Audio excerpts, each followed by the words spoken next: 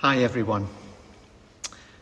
From the Christmas story, Anna is a worthy character to note, and we read about her story in Luke chapter 2. She, like Simeon, had been waiting for God's promised king to come.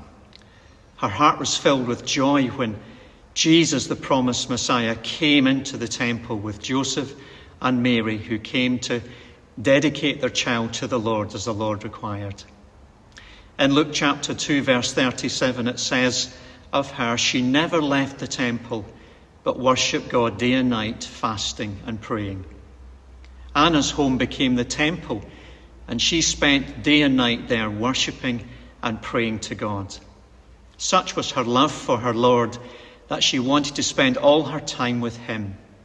She wanted to be close to God, for the temple then was the place where God met with his people and they worshipped him.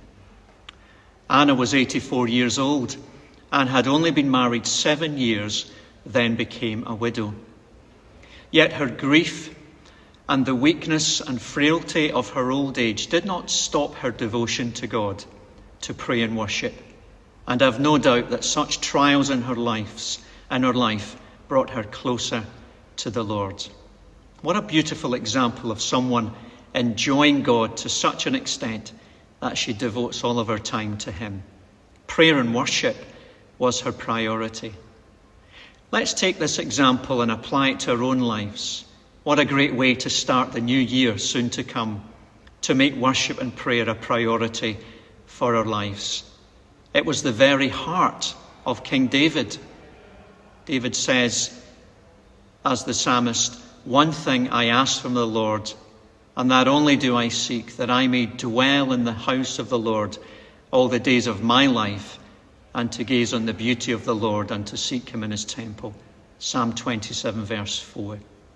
Spending time with the Lord in his word and to look at his beauties and glories will fill our hearts with joy and lead us to worship him more. God has created us and called us to worship him.